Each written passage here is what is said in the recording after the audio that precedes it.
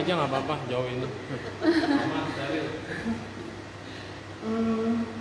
Kali pertama saya di sini sharing tentang ekoenzim, dan kali ini betapa luar biasa saya berada di antara Bapak Ibu yang juga punya energi yang luar biasa. Saya bisa merasakan dari sini. Atau mesti ngomong apa? Tapi perkenalkan, nama saya Yani sebetulnya, tapi semua orang bilang Ekoy. Mungkin lebih enak yang ngomongnya Ekoy gitu. Kenapa dibilang Ekoy? Ceritanya panjang. Nanti cerita tentang bibitnya hari Senin. Oke. Kenapa saya terjerumus belajar tentang bibit? Jadi buat saya ini satu hal yang luar biasa. Buat saya ini satu berkat yang tidak ada duanya ya, tidak tergantikan. Saya cerita tentang diri saya aja. Tahun 2016 adalah tahun yang sangat berat buat saya. Saya bercerai, saya single mom dari 2011 akhir dengan putri satu. Sekarang umurnya 17, tapi pada saat itu dia berumur 8 mau 9 tahun. Karena perceraian, karena dia juga sempat dibully sama teman-temannya, lalu dia mulai bertingkah aneh. Sampai di rumah gampang sekali tersulut marah.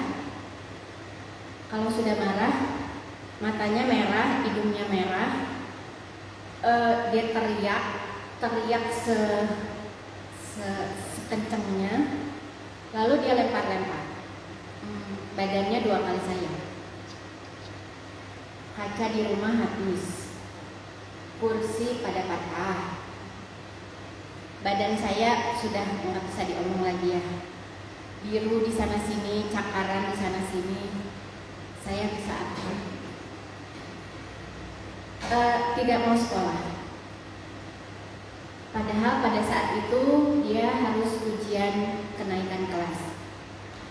Kelas 3 naik kelas 4. Setiap diajak ke sekolah, Muti ini mau ujian, Muti nggak mau sekolah. Bukunya dia bakar, seragamnya dia buang. Sedangkan pada saat itu saya baru di PHK kerja dari satu pabrik karoseri yang tutup.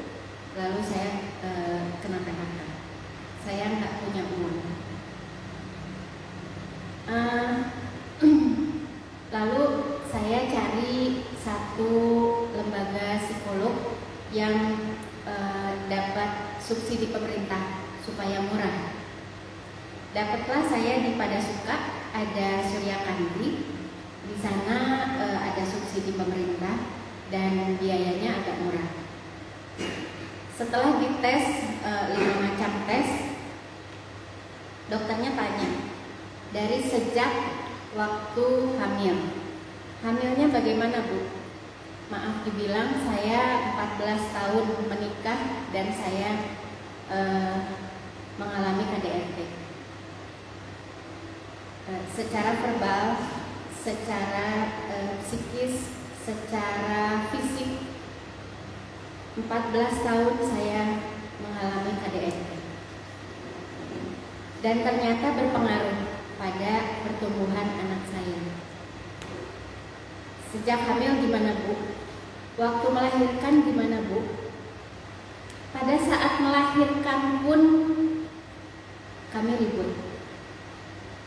Jadi kalau dulu saya cerita gini malu ya.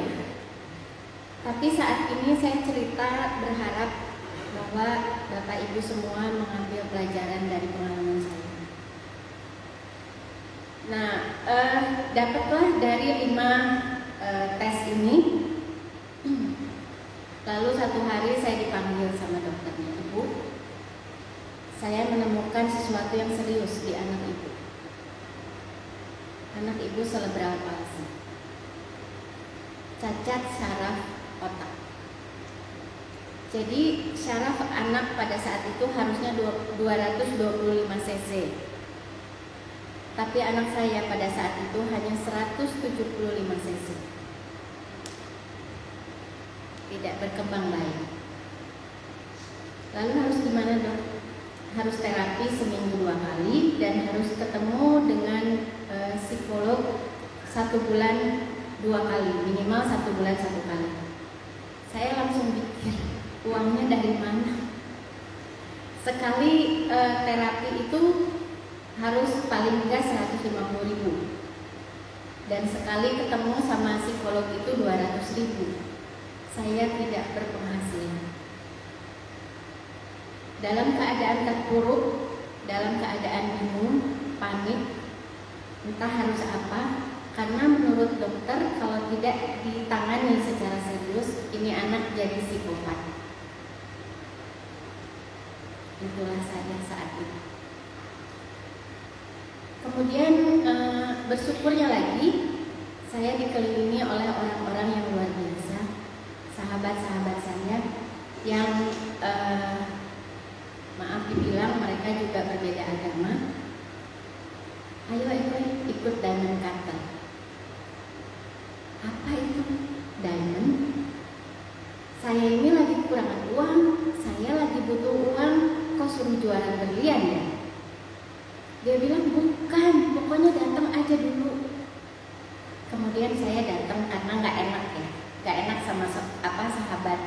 Sedangkan sahabat ini selalu peka gitu. Tiap bulan kalau dia gajian, kan perlu apa? Ini buat uang sekolah Muti, kasih uang. Dia itu selalu baik. Lalu satu hari saya ajak temen, yuk kita datang, nggak enak saya bilang. Lalu saya datanglah ke satu yang namanya sharing session, satu acara Diamond Cutter. Begitu saya masuk, karena waktu itu agak telat, saya duduk. Satu teacher dari Singapura sedang berbicara tentang cerita pena. Nanti di ujung acara saya cerita tentang cerita pena. Cerita pena inilah yang mengubah hidup saya sampai saat ini. Cerita pena ini yang menampar saya keras, membolak-balik saya. Oh, ternyata inilah kesalahan saya. Lalu saya mau belajar lebih jauh tentang apa sih Diamond Cutter. Saya lalu mendatangi guru, teacher, saya mau belajar. Bagaimana caranya? Oke, kebetulan kita sedang menerjemahkan buku. Pada saat itu bukunya Karma of Love sedang diterjemahkan menjadi sebuah buku bibit cinta. Kamu mau bantu? Mau? Jadi saya masuklah ke tim penerjemah satu buku itu. Setelah saya baca, kayaknya saya semua di situ. Saya lalu paham kenapa saya sampai mengalami KDRT. Kenapa saya sampai mengalami hal yang buat saya unbelievable. Kalau yang kurang-kurang kali udah gila, udah bunuh diri kali. Tapi ya saya bisa mengatasi semuanya, alhamdulillah. Dan saya belajar Diamond Cutter ini secara kafah. Lalu saya belajar mendalami Buddhis. Saya belajar tentang medicine Buddha. Saya belajar tentang Atasila. Saya belajar tentang meditasi. Belajar 8 Buddha dan 12 prajuritnya. Ini buat saya satu titik balik yang mendamaikan, membuat saya menyadari buat apa saya hidup. Lalu saya mulai dalam tanda kutip menanam bibit. Anak saya butuh pendamping, butuh sosok seorang ayah yang menurut saya baik, tidak kasar, tidak pukul-pukul, tidak ngomong kasar, gitu ya. Lalu saya tulis 17 kriteria untuk seorang pendamping.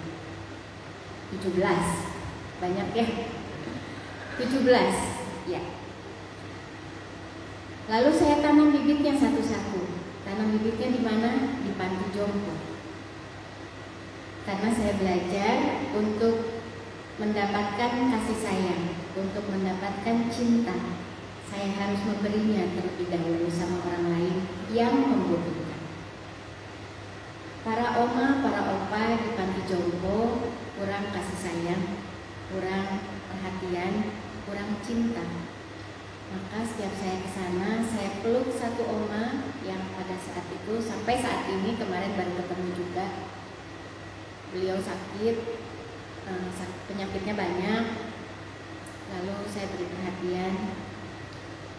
Dan dari 2016 sampailah di 2017 saya bertemu seseorang yang menurut saya memenuhi 17 kriteria saya. Akhir Mei kita ketemu, lalu akhir Juni beliau melamar dan pada 28 Oktober 2017 kami menikah.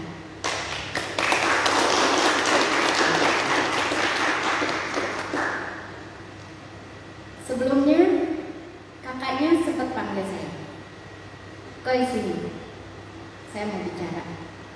"Iya, ada apa kak? Kamu benar mau kawin sama si Alek?" "Iya, sama si Alek." "Iya."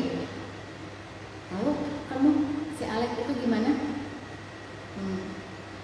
"Ya tahu gitu ya. Si Alek itu A, B, C, D, E dan semuanya nggak bagus. Tahu kamu?" "Enggak." "Hati-hati, karena si Alek itu A, B, C, D, E." Baik. Dan 4 tahun pernikahan saya tidak pernah melihat dia A, B, C, D, E.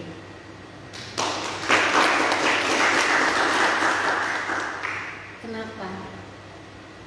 Karena saya tahu akar masalahnya di mana. Tahun-tahun ini adalah tahun-tahun kebahagiaan saya. Oleh karenanya saya tidak pernah melewatkan sungguh apabila ada yang mengundang, "Ayo sharing, ayo mempersatukan orang-orang." Karena saya masih punya PR. Saya ingin bersatu dengan putra-putri beliau. Saya ingin keluarga saya utuh, putra-putrinya dan putri saya bisa bersatu. Dan kemarin hari Lebaran, biasanya putranya itu yang ada di Bandung, karena yang putri dan satu putranya ada di luar pulau dan satu-satunya putranya ada di Bandung. Beliau seorang pilot, jadi memang jarang ada di rumah. Biasanya kalau ke Bandung tuh cuman lewat di mobil, titit, ayahnya keluar lalu salaman sudah. Atau dia mau titip sesuatu cuman di mobil lalu kasih sesuatu dia pergi. Saya paham karena anak-anak masih mengingat almarhumah ibunya. Saya sangat menghargai, saya sangat menghormati. Saya tidak pernah protes, cuman bertanya-tanya kapan ya kita bisa baikan sama putra-putrinya. Tunggu waktunya. Dan kemarin kebetulan saya masak, bikin ketupat, bikin opor, kemudian saya siapkan di besek. Bawa ini ya, ke adik, iya boleh. Terus bawa kue, karena saya tahu dia cuma di mobil dan saya pikir bisa kasih gitu aja sama bapaknya, saya nggak perlu keluar lalu dia pergi biasanya. Kemudian saya lihat di kaca, adik pakai mobil yang kecil, iya. Kok parkir? Iya, iya ya, iya. Turun, iya, bawa babynya, turun. Suami istri dan babynya masuk ke rumah. Masya Allah, bahagia sekali. Jadi gak bisa diungkapin. Saya sambut babynya langsung mau gendong, sini sama Allah, mau gendong. Terus kita main-main, kebetulan di rumah ada kucing, terus memeng, ya main sama memengnya. Terus adek nggak terbang nanti Bu tanggal 17. Bu,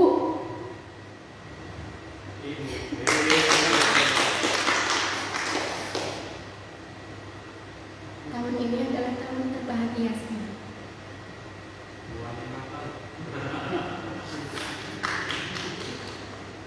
Saya bahagia sekali. Kami ngobrol lama, lalu kemudian kami kasih ketupatnya, lalu mereka pamit. Tapi terima kasih. Tapi momen itu adalah bukti bahwa apapun yang saya tanam akan berbuah. Baiklah, itu cerita tentang saya, dan saya kemudian mau cerita tentang cerita pena. Saya butuh interaksi ya. Ada. Tada. Oke. Ini adalah cerita dasar, landasan bagi kami para praktisi diamond cutter untuk memahami sudut pandang yang menurut kami ini paling benar, paling masuk akal. Kalau saya acungkan benda ini apa ya? Pulpen, pena ya. Betul. Kalau ada anak anjing datang, kemudian saya goyang-goyangkan depan mulutnya, kira-kira diapain sama anak anjing? Digigit, betul ya? Jadi menurut anak anjing ini apa? Mainan, ya. Kita bilang chewing toy, mainan yang digigit-gigit. Kenapa kita bilang ini pena? Karena kita bisa menikmati saat menulis. Kenapa dia bilang ini chewing toy? Dia gigit-gigit sampai keluar air liurnya, betul ya? Dia menikmati. Saya tanya lagi, siapa yang benar? Kita bilang ini pena atau anak anjing yang bilang ini mainan gigitan? Yang betul siapa? Ya, betul Ibu. Dua-duanya betul ya. Setuju? Setuju ya, dua-duanya betul. Ini adalah simbol. Kita tidak bisa menuduh orang lain salah. Kita tidak bisa bilang dia salah. Karena masing-masing punya sudut pandangnya sendiri-sendiri. Eko nggak bisa bilang sama anak anjing jangan digigit, ini tuh bolpen, nggak bisa ya. Dan anak anjing pun nggak bisa marah ketika Eko pakai ini untuk menulis. Betul? Setuju sama-sama? Setuju ya? Kemudian ketika benda ini Eko letakkan di sini, Eko keluar dari ruangan ini, anak anjing ikut keluar, bapak ibu keluar dari ruangan ini tidak ada siapa-siapa, tidak ada anak anjing. Lalu benda ini menjadi apa?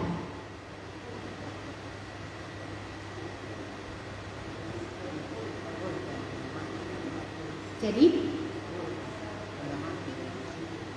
kita bilang kosong, emptiness. Ini yang kita namakan ilmu kekosongan. Ini adalah potensi yang tidak tahu kita mau jadi apa. Sama seperti kita masuk ke bioskop, layarnya masih putih, belum ada proyeksi apa-apa, masih kosong. Inilah potensi. Sampai sana oke? Pada pintar-pintar suruh malu Eko. Lalu kemudian Eko lupa, masker Eko ketinggalan. Eko masuk lagi di ruangan. Begitu Eko ngambil masker, Eko lihat benda ini lagi. Lalu benda ini jadi pena lagi. Dan di belakang Eko ada anak anjing main-main gitu. Lalu menurut anak anjing ini mainan gigitan lagi.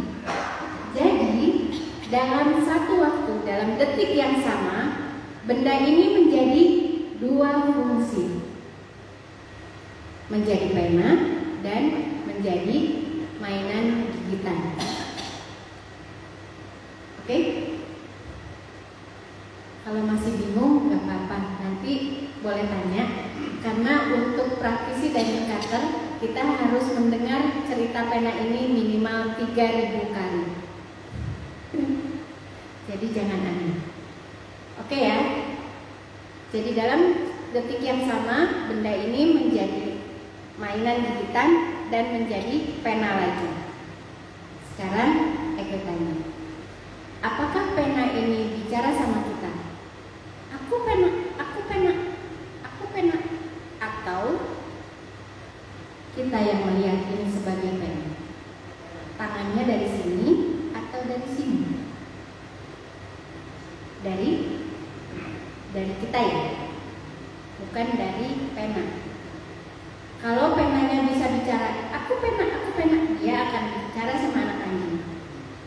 Aku pena, Dogi, aku pena, dan Dogi akan menulis surat untuk tetangganya sebelah. Gitu ya. Jadi pena ini berasal dari kita. Oke? Kita yang melihat ini sebagai pena. Lalu kalau kita yang melihat ini sebagai pena, boleh dong Eko berharap, saya nggak mau cuman pena murah, ini mah cuma 3.000. Eko mau jadi berlian yang di dalam ini gemerlap ini jadi beneran berlian. Bisa, karena kan dari Eko, dari kita. Berarti kita punya kuasa dong untuk merubah ini. Bisakah? Coba dengan kekuatan, energi, bismillah, abrakadabra, segala energi positif. Ternyata masih pena. Gitu ya? Ternyata belum berubah. Artinya kita tidak bisa merubah sesuatu hanya dengan berdoa, hanya dengan wishes, hanya dengan berharap. Tapi kita harus punya bibitnya. Bagaimana caranya Eko melihat benda ini pena? Dari mana asalnya?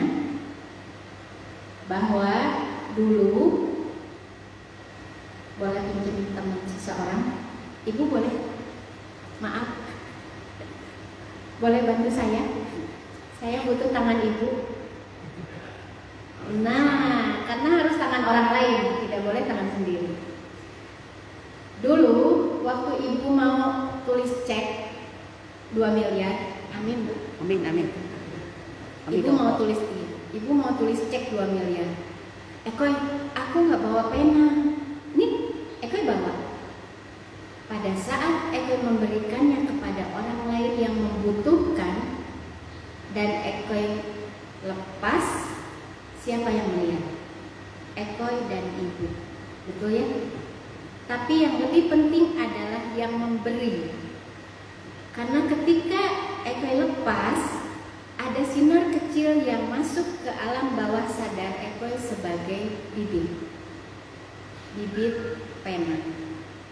Dan pada saat Ekoi ketinggalan masker tadi, Ekoi melihat benda ini, lalu sinar tadi memproyeksi benda ini menjadi pena. Jadi betapa pentingnya ketika kita memberi sama seseorang. Itu ya, Bu. Terima kasih, Bu. Terima kasih. Pena ini melambangkan segala hal. Keadaan keuangan kita, keadaan emosional kita, hubungan kita, cinta kasih kita, kebahagiaan kita, inilah pena kita. Artinya kita pernah memberikan hal yang sama pada orang lain sehingga kita bisa melihat hal yang sama di mana-mana. Kalau kita butuh cinta, kita harus memberikannya dulu sama orang lain, maka kita akan melihat cinta di mana-mana. Kalau kita mau disayang, kita harus sayang dulu sama orang lain, maka kita akan disayang di mana-mana.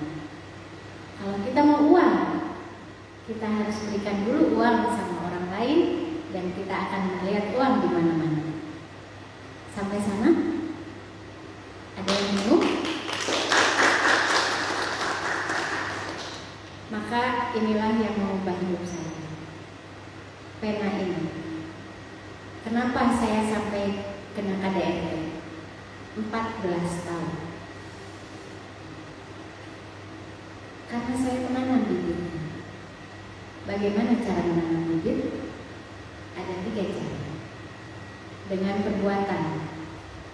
Kalau dengan perbuatan, saya tadi pukul ibu, pasti semua orang marah. Kenapa ya ibu dipukul?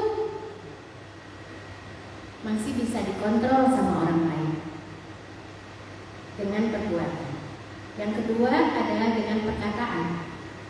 Kalau Ekoi bicara kasar sama ibu tadi, siapa yang marah? Semua pasti marah. Ekoi kenapa bicaranya kasar? Masih juga bisa dikontrol sama orang lain. Tapi nomor 3, dengan pikiran. Siapa yang bisa kontrol? Ekoi senyum-senyum sama Sungguh. Apa Sungguh tahu di dalam pikiran Ekoi apa? Dalam pikiran Ekoi misalnya Sungguh judes. Bisa? Bisa kan? Sungguh juga nggak tahu. Ekoi senyum-senyum kok, gitu ya. Tapi inilah penanaman bibit yang paling powerful, yang paling kuat. Itu di dalam pikiran. Karena tidak ada yang bisa kontrol kecuali diri kita sendiri. Balik lagi, kenapa Ekoi kena KDRT? Karena Ekoi sering nyumpahin orang di pikiran.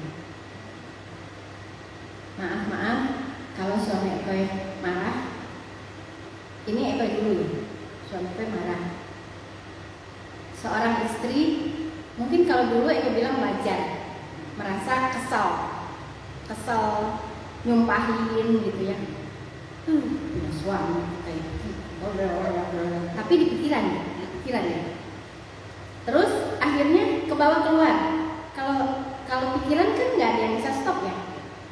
Kita keluar, terus lihat orang nyebelin gitu, nyebrang, tabrak, celaka ya. Di pikiran, siapa yang bisa kontrol? Tidak ada. Dan buahnya bisa dibayar 14 tahun. Jadi Ekoi tidak mau Bapak Ibu mengalami hal yang sama. Mari kita selalu menanam bibit dengan perbuatan, perkataan, dan pikiran dalam setiap waktunya. Karena dengan meditasi ini luar biasa. Bapak Ibu sampai 2 jam sungguh. Masya Allah. Luar biasa. Karena meditasi ini sangat membantu untuk Ekoi juga, untuk tetap aware, tetap sadar, tetap conscious. Apa sih yang kita pikirin? Apa apa sih yang kita omongin, apa yang kita perbuat, karena dalam setiap detik kita menanam 65 bibit. Wow. Dalam setiap detik kita menanam 65 bibit. Kita mau pilih apa? Mau pilih tanam bibit baik-baik semua ya. Karena kita mau masa depan kita lebih baik dari saat ini, lebih bahagia, lebih sukses, rekening di banknya tambah banyak, supaya bisa membantu lebih banyak orang lagi. Dan bagaimana kita bisa mendapatkan apa yang kita mau? Karena itu kabar baiknya. Kabar baiknya dari penanaman bibit ini, kita bisa mendapatkan apa yang kita mau. Kalau di Diamond Cutter kita punya tagline, give what you want. Berikan terlebih dahulu apa yang kita mau kepada orang lain. Ngomongnya gampang ya. Tapi apa yang kita beri, sisa gitu. Baju yang sudah tidak kita pakai baru kita kasih sama orang lain. Sisa makanan baru kita kasih sama orang lain. Tapi yang kita mau, kita keep. Betul ya? Apa yang kita mau kita simpan dulu. Kita mau. Tapi di Diamond Cutter kita diajarkan kita memberi dulu apa yang kita mau kepada orang lain. Itu butuh perjuangan. Dan buat aku juga butuh belajar lebih banyak lagi. Caranya bagaimana? Ada 4 langkah. Pertama, tentukan terlebih dahulu apa yang kita mau dalam satu kalimat jelas. Misalnya, Ekoy butuh uang, jelas ya. Enggak yang muter-muter, enggak yang saya butuh penghasilan, saya butuh pekerjaan. Pekerjaan itu penghasilan apa? Uang. Ya artinya saya butuh uang. Ekoy butuh uang.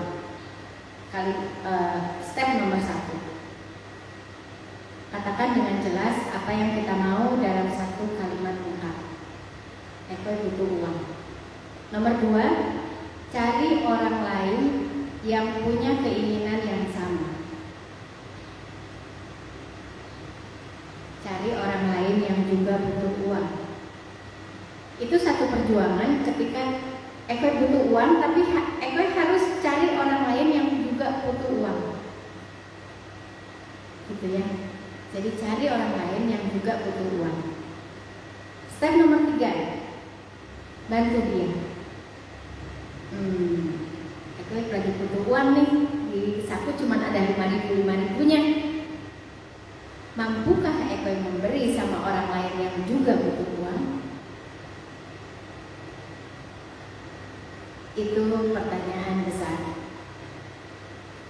Nah, mengenai uang, tidak perlu Ekoy kasih 5.000-5.000-nya sama dia. Kalau kita tahu sistem ini. Dengan Ekoy berada di sini 1 jam, 2 jam, Ekoy sudah memberikan waktu buat Bapak Ibu semua, buat subuh. Artinya waktu adalah uang. Ekoy sudah menanam bibit uang. Itu korelasinya. Itu step nomor 3 ya. Bantu dia. Dan step terakhir adalah coffee meditation. Coffee meditation adalah meditasi kopi. Meditasi kopi ini tidak perlu yang sama dengan Bapak Ibu harus duduk tegak, harus tulang punggung belakangnya diluruskan, atau harus fokus terhadap sesuatu. Tapi coffee meditation adalah seni bersyukur. Ketika kita mau tidur, kita sudah leha-leha di kasur, ngobrol sama pasangan, tadi kita ngapain ya?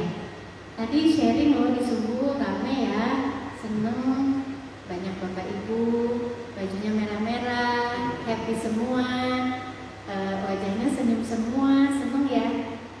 Itu coffee meditation. Ekoy menyirami bibit yang sudah Ekoy tanam.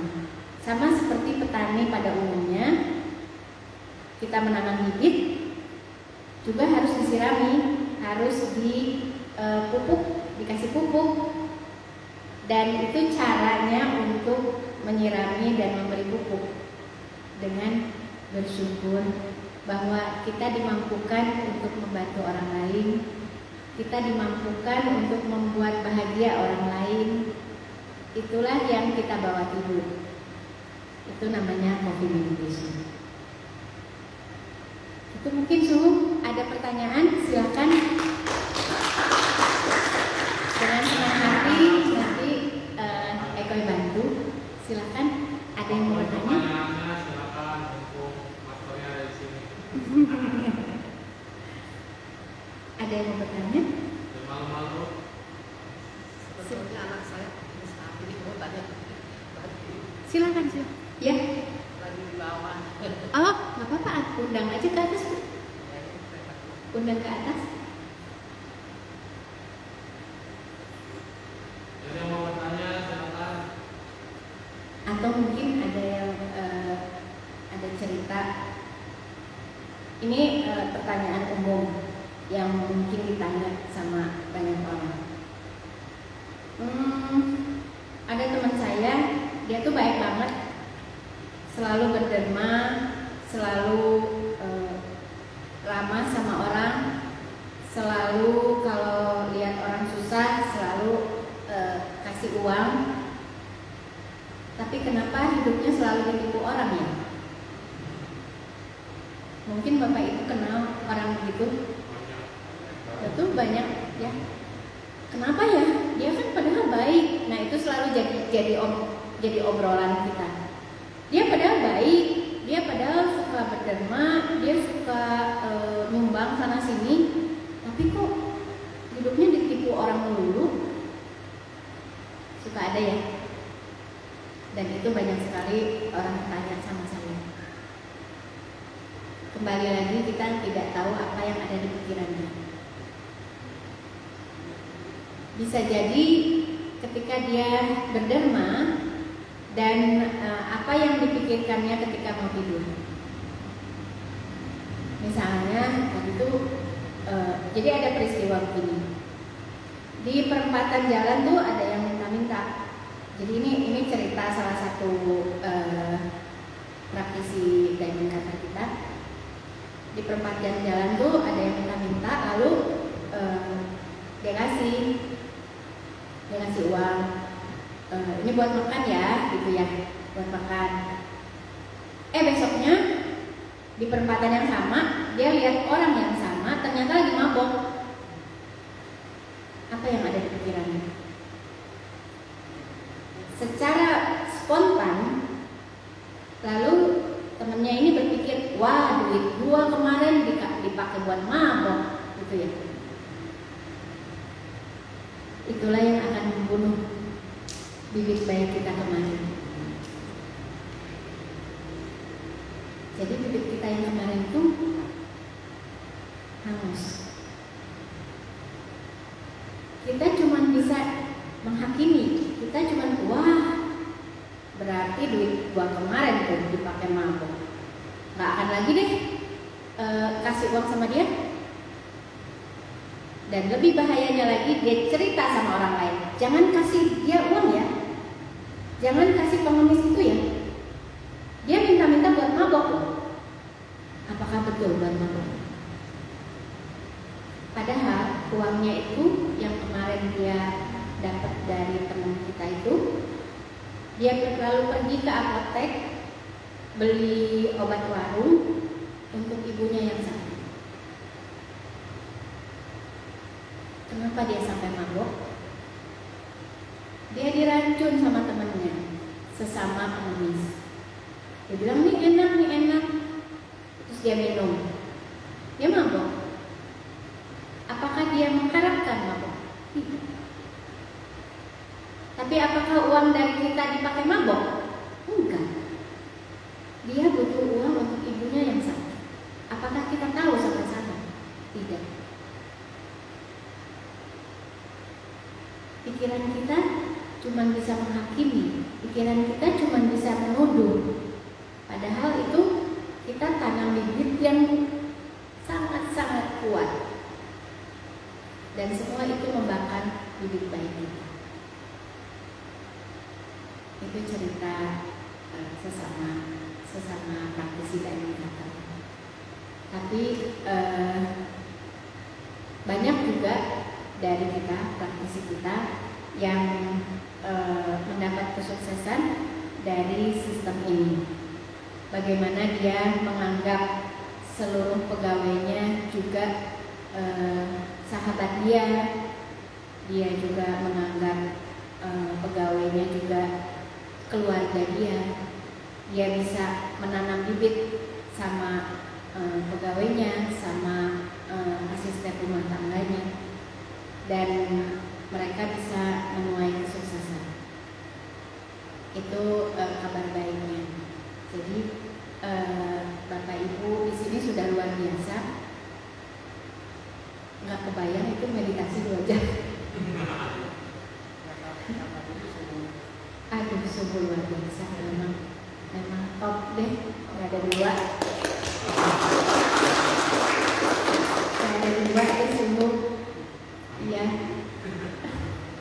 Iya, karena dalam praktisi Diamond Cutter, kenapa juga saya sebagai Muslim, saya sangat-sangat mau mendalami dan belajar secara kafah Buddhism ini, karena dalam pelajaran di sutra ditulis bahwa kita lebih baik bermeditasi 1 hari itu 5 kali, dan waktu-waktunya adalah waktu-waktu saya sholat. Itulah kenapa saya sangat dengan bahagia, dengan wah ini dia gitu, sama. Jadi begitu dapat ini tuh kayak disisir, ini yang saya cari dalam kehidupan saya. Dan satu kebahagiaan yang luar biasa yang nggak bisa dibeli deh kalau kita bisa melihat orang lain tersenyum karena dengan apa yang kita perbuat itu wow gitu, tersenyum saja. Jadi saya diingatkan sama semua guru saya, pastikan kalau Eko bertemu sama orang lain, pastikan ketika berpisah, pastikan dia tersenyum, pastikan dia bahagia ketemu sama Eko. Maka jangan salah, Eko akan berbahagia. Ini Bu Eko kemarin kan mereka sudah meditasi semua ya.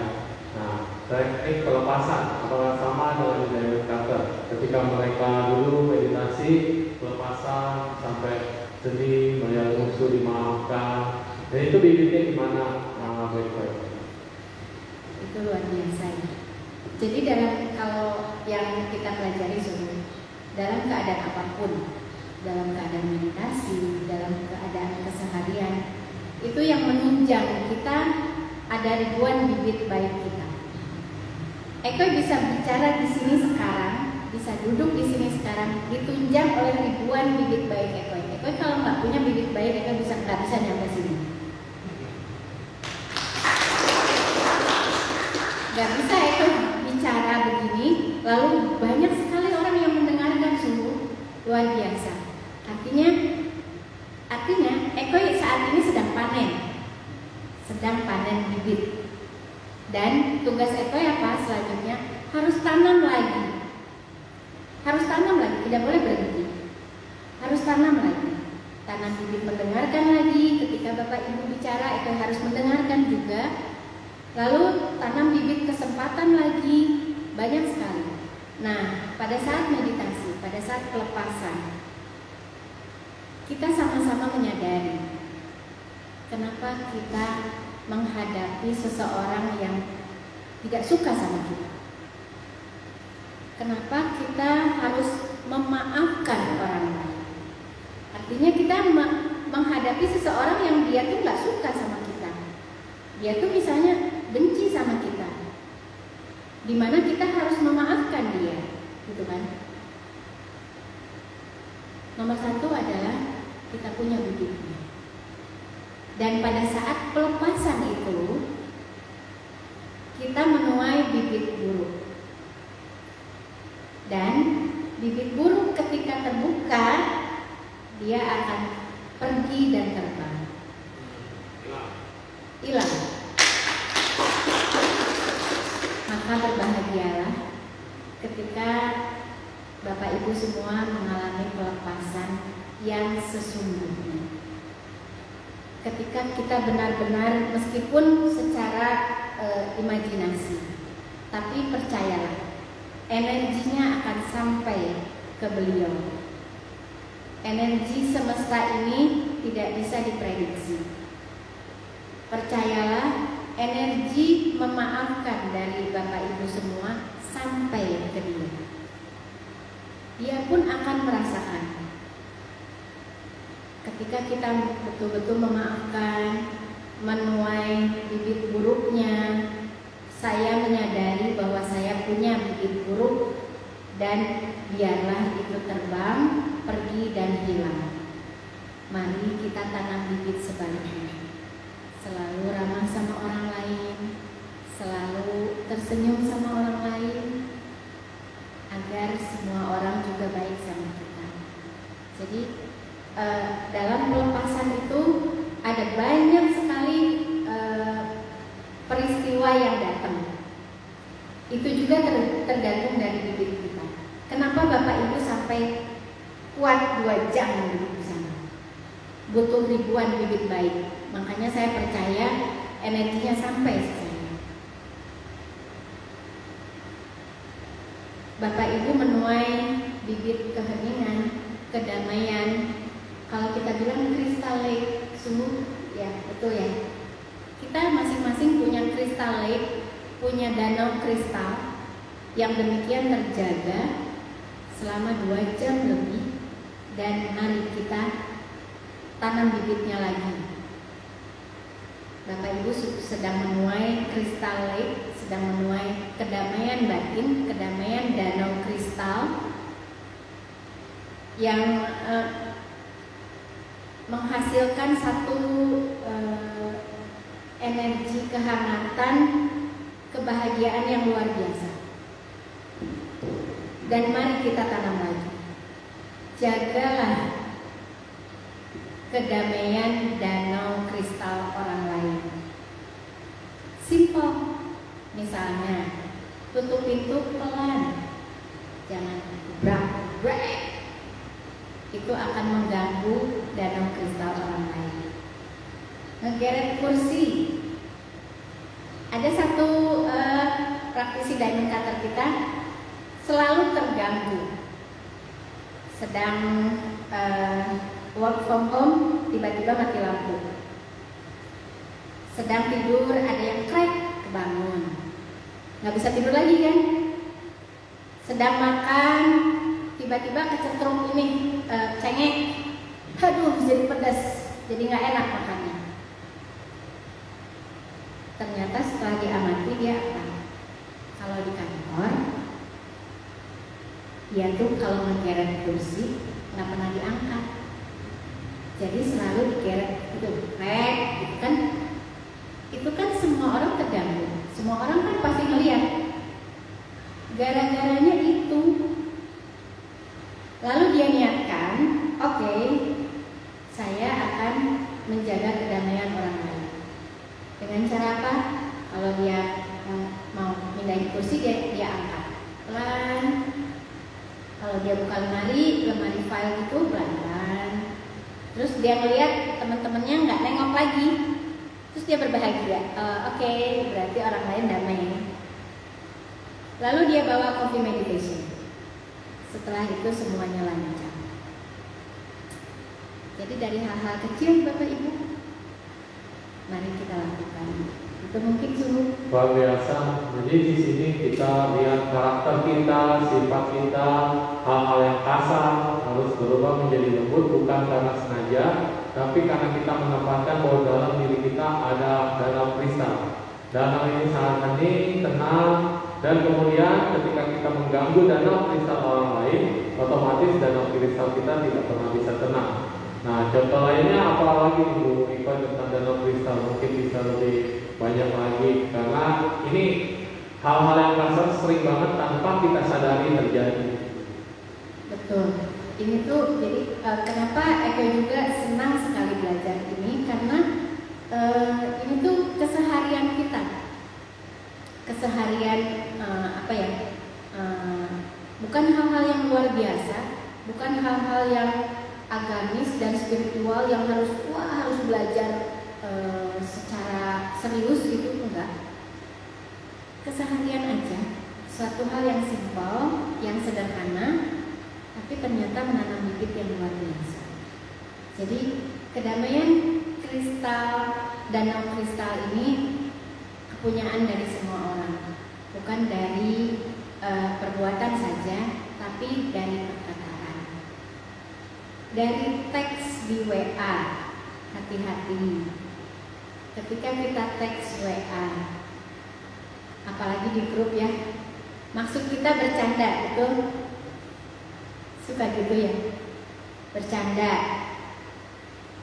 Tapi ternyata ada yang tersinggung, gitu ya.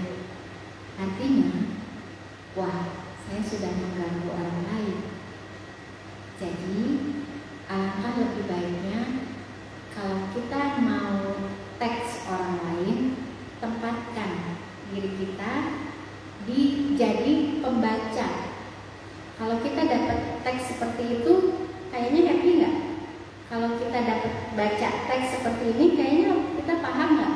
Apalagi anak-anak mungkin sekarang, maaf ada anak remaja juga, suka nyingkat-nyingkat ya Dek ya, suka disingkat-singkat.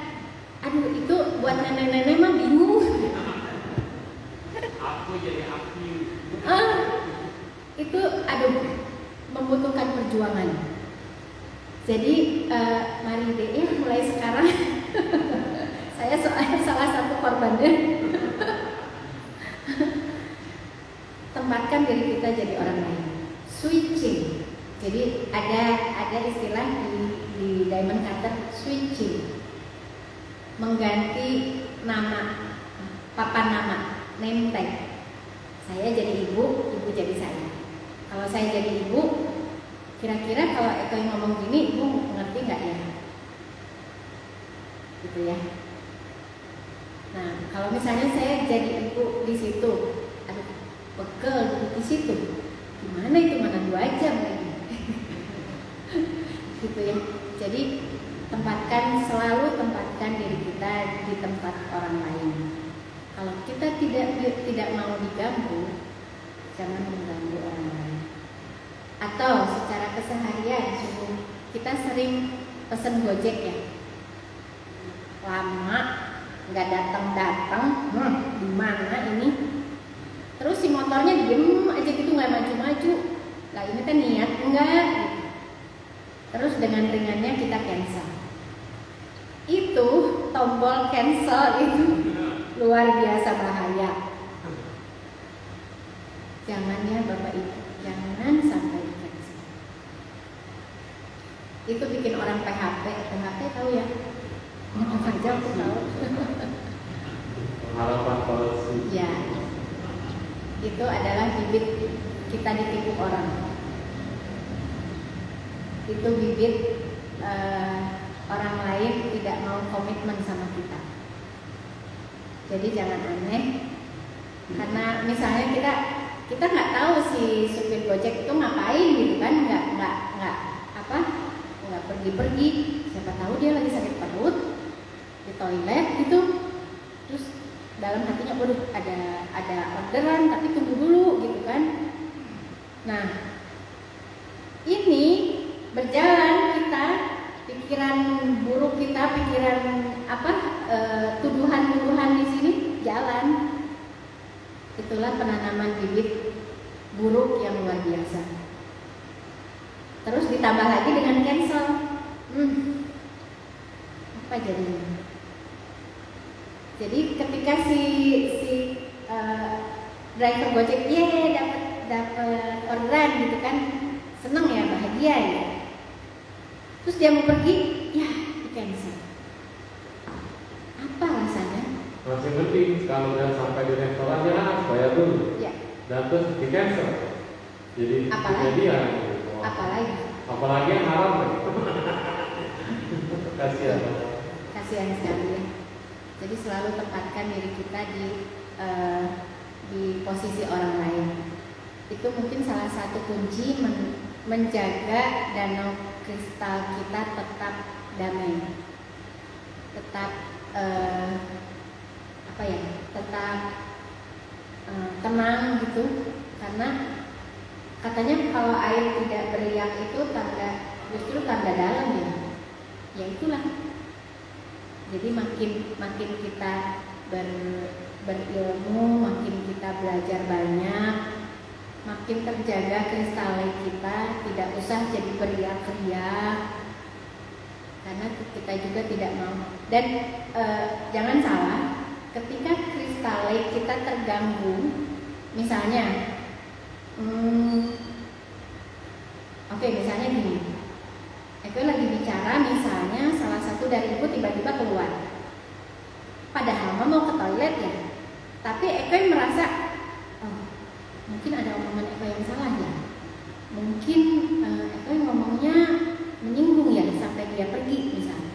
Artinya kristal Eko sudah beriak, sudah nggak stabil, dan itu akan dirasakan oleh semua. Energinya akan dirasakan oleh semua. Percayalah, gitu. Jadi betapa pentingnya kita menjaga kristal kita sendiri agar lingkungan kita juga merasakan energi yang sama, kedamaian yang sama. Itu mungkin luar biasa ya. Jadi kalau kita katakan kadang-kadang kita punya pikiran yang jelek, apalagi ucapan yang jelek dan didengar oleh banyak orang, nggak usah didengar aja, pikiran aja udah sampai kelompoknya begitu ya, dirasakan oleh semua orang, apalagi diucapkan dan dilakukan. Kalau seru sekali. Ya, terima kasih Bu Eko. Terus tadi bisa sentuh tentang komitmen. Nah, saya suka dengar yang tentang komitmen itu, Ibu Eko bisa paparinnya bagus banget tentang komitmen. Kenapa kita banyak di PHP orang? Nah, nanti kita dengar. Terus satu lagi Bu, tentang penyakit. Jadi ada dua hal ya. Satu tentang bibit penyakit, karena di sini ada juga yang ada yang ada tiroid. Nah, bagaimana dia selama ini menahan semua beban sehingga menumpuk di badan. Kelepasan dari bibitnya bagaimana?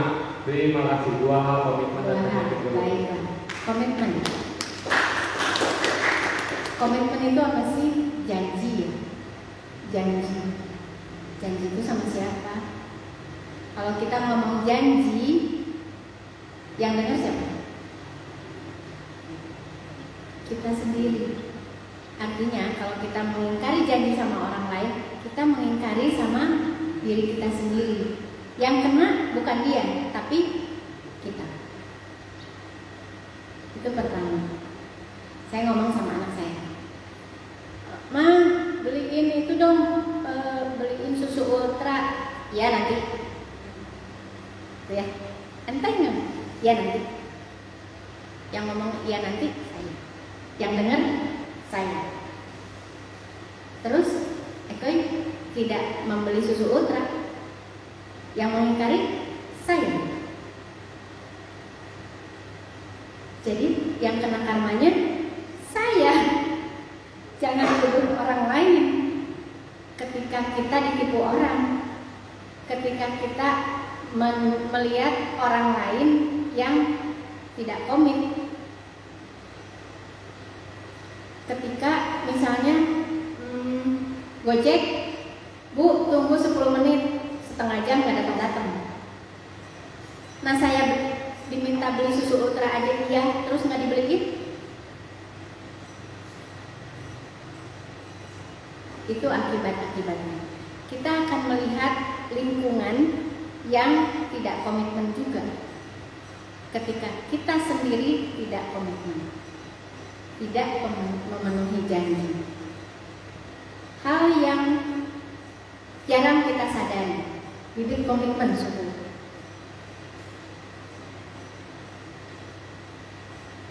Kalau HP ngeheng, kalau HP lemot, artinya bibit komitmen kita lagi jelek. Kita punya HP ini punya komitmen apa sama kita? Kan bisa bisa berhubungan dengan orang banyak, bisa ngedownload macam-macam. Itu kan janjinya HP sama kita. Ketika dia ngehang, ketika dia enggak melaksanakan fungsinya, artinya apakah salah HP-nya? Enggak. Terus kita bilang, HP-nya lemot, ini internetnya nggak jalan gitu. Asalnya dari mana? Dari saya. Gitu ya. Jadi banyak sekali praktisi diamond kita ketika AC tiba-tiba berisik gitu suhu di kosannya. Aduh, ini AC kenapa? Terus tiba-tiba komputer, waduh. Lalu kita ingat lagi, dari mana asalnya? Bukan dari HP, bukan dari AC, bukan. Bibit komitmen kita sedang terganggu. Tugasnya apa? 4 kekuatan. Pertama, ingat tadi bahwa segala hal yang kurang baik terjadi itu asalnya dari kita. Ingat cerita pena, asalnya dari kita. Oh, saya tadi disuruh ngejadiin anak saya beli susu ultra, tapi nggak beli. Ya inilah akibatnya. AC berisik, ini nggak jalan, ya. Jadi akar masalahnya bukan dari tapi dari.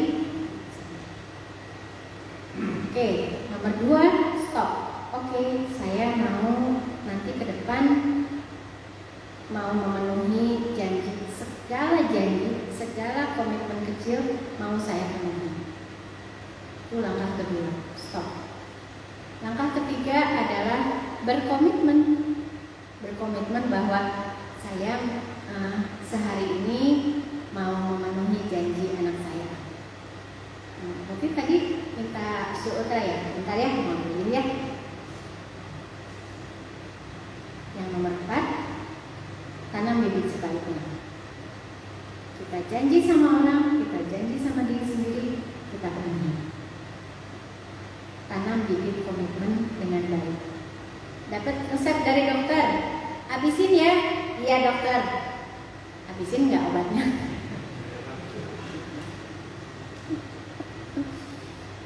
Obat yang ini harus habis ya. Iya dokter, sampai di rumah nggak mau baik. Gitu ya. Itu mungkin bibit komitmen. Lalu bibit kesehatan. Pertama, kenapa kita sampai sakit? Itu dulu yang digali. Kenapa kita sampai sakit? Jadi ada satu praktisi diamond cutter kita kemarin ini ada batu di empedunya, sehingga dia harus dioperasi. Dioperasi itu kan disayat. Lalu dia merenung, kenapa ya saya kok sampai disayat? Kenapa saya sampai dioperasi? Disayat itu kan pakai pisau. Lalu dia nyadar, oh saya sering bicara yang nyayat orang lain. Orangnya lemah lembut, enggak. Orangnya jauh dari kasar, enggak. Kecil, mungil gitu. Sering senyum. Tapi memang kalau sekali dia ngomong tegas. Kalau menurut saya dia orangnya tegas. Tapi rupanya dia menyadari kalau ke bawahannya omongannya nyelkit. Akhirnya dia harus disayat. Itu salah satunya.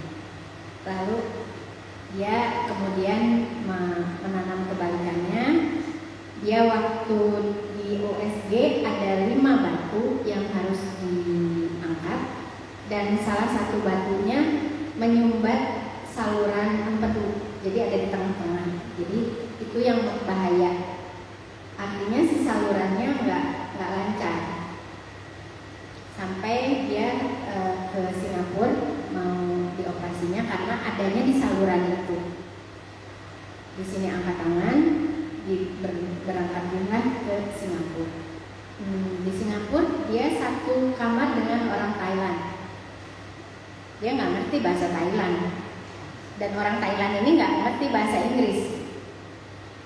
Tapi dia kemudian berniat mau membantu yang sama-sama sakit, karena tadi 4 langkah tadi ya. Yang pertama, tentukan apa yang kita mau. Saya mau sehat, gitu kan.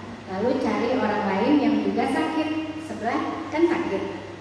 Yang nomor 3, bantu dia. Dia mau bantu si orang Thailand ini dengan segala cara, padahal dia juga sakit.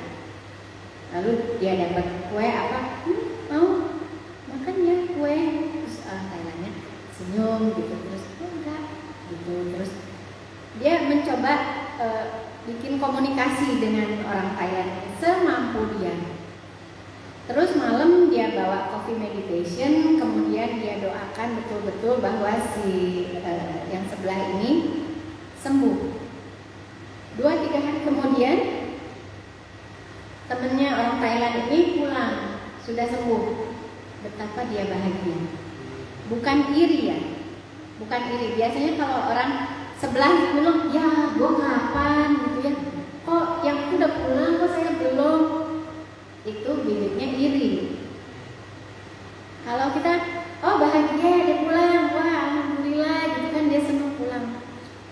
Dan besoknya ketika menjelang operasi di USG, batunya cuma 2 dan tidak ada di saluran, adanya di empedunya, sehingga operasinya hanya korekan sedikit aja.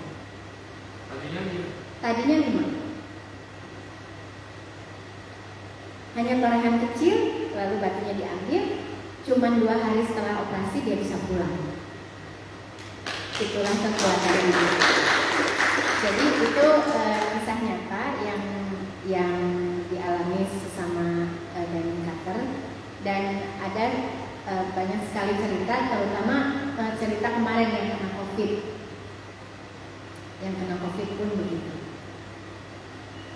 Kita ingat lagi siapa ya yang juga sakit, saya doakan lalu berusaha semampu mungkin. Oh itu yang sakit itu pasti dia diisolasi, padahal saya juga diisolasi kan gitu ya, saya juga kena COVID, saya diisolasi. Tapi dia pesankan makanan untuk temannya yang sakit, bukan makanan buat sendiri. Pasti dia susah makan, terus pasti dia rasanya nggak enak. Jadi menempatkan diri saya jadi dia gitu. Dan di sana itu jarang ada tukang dagang yang lewat, karena kan zonanya zona hitam. Lalu dia pesan Gojek, dia tujukan buat temennya. Gak sampai 1 minggu dia sembuh. Jadi Bapak Ibu, kalau mau sehat, memang orang sakit tuh ya wajar, namanya manusia ya suruh. Kita memang sakit, tapi kalau Eko bilang it's okay not to be okay. Jadi ketika kita sakit, oke, saya lagi nggak sehat, saya lagi sakit, memang lagi sakit gitu. Dan dengan bantuan meditasi kita bisa lebih menyadari. Mungkin dalam meditasi kan bisa disalurkan energi ke yang sakit gitu ya sih. Ke yang sakit tuh bisa disalurkan energi. Dengan demikian kan kita lebih berkesadaran bahwa oh, tangan kanan Eko ini lagi sakit. Oke, jadi disalurkanlah ke tangan kanan. Dan kalau kita sungguh, setelah meditasi kita selalu berdedikasi. Damainya kita, tenangnya kita, bahagianya kita, kan kalau meditasi kita bahagia ya. Mari kita dedikasikan pada orang lain yang membutuhkan. Biasanya kalau tiap pagi saya pimpin meditasi jam 7 pagi, saya lalu dedikasikan ke India, di mana banyak sekali di sana sekarang sedang sakit, sedang khawatir, sedang takut, atau mungkin banyak juga yang sedang kelaparan. Jadi Bapak Ibu, kalau mungkin sekarang kurang sehat, mari kita doakan banyak orang di India yang butuh doa-doa dari Bapak Ibu. Atau misalnya ada tetangga yang sakit juga, atau misalnya ada saudara juga yang sakit, mari doakan. Doakan juga dia supaya segera sehat. Tanam bibitnya. Itu mungkin sedikit.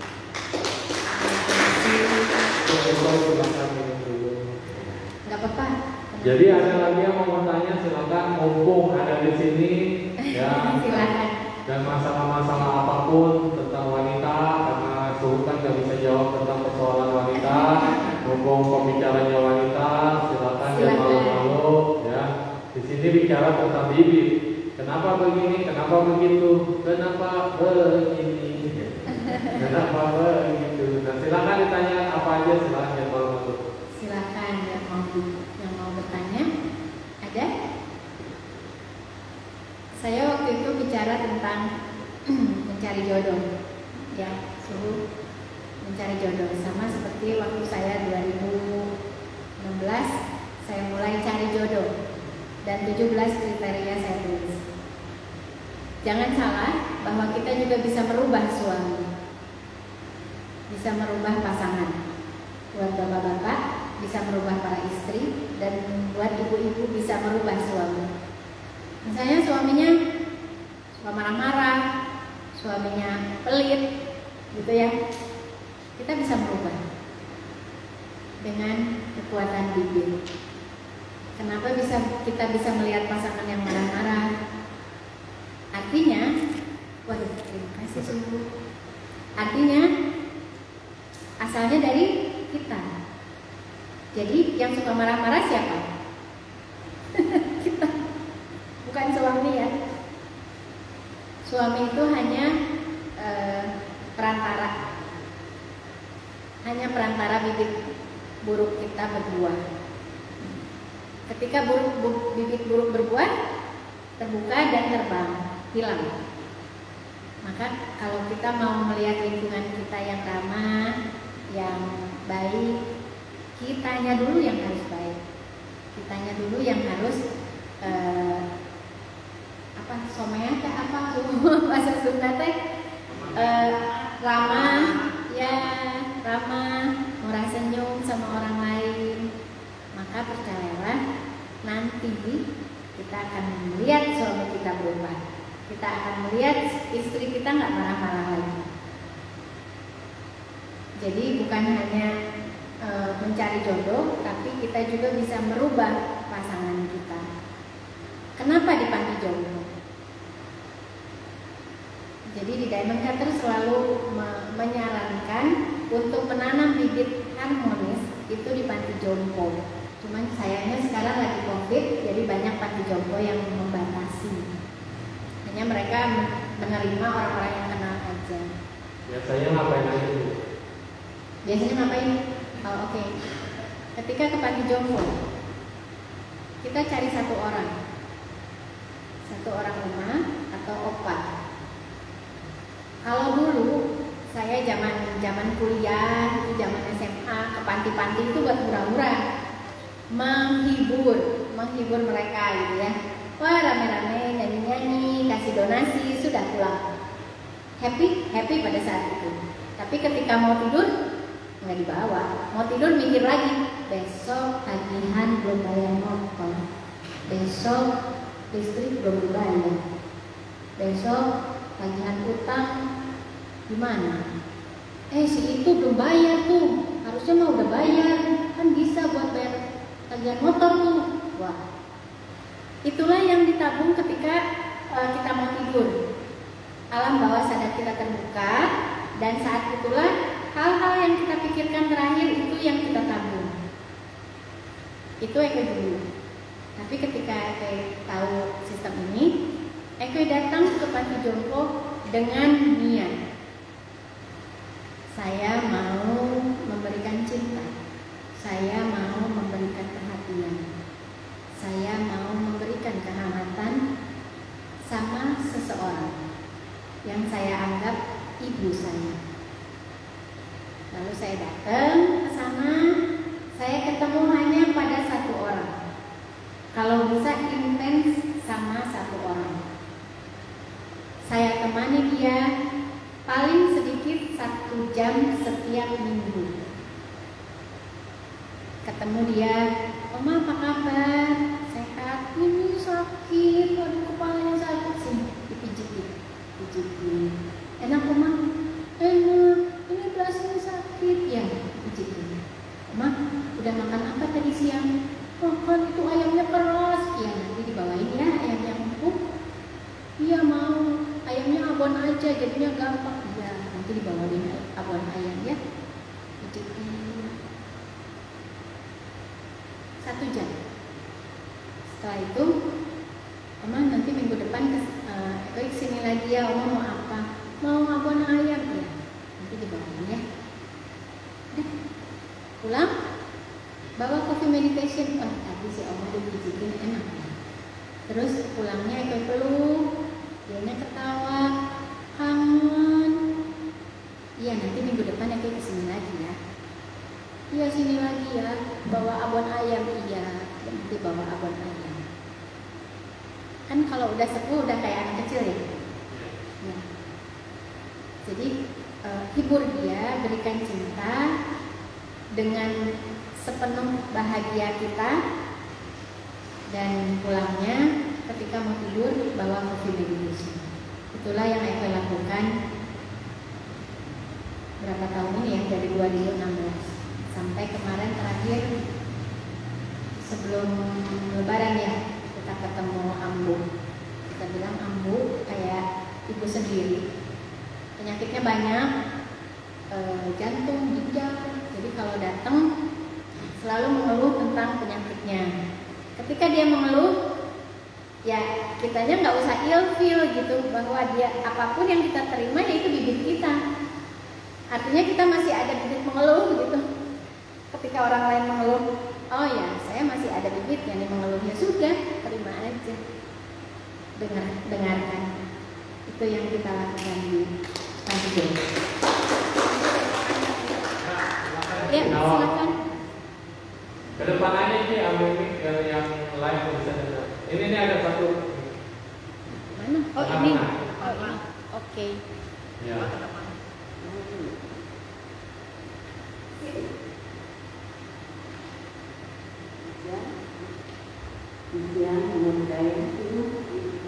Selamat siang.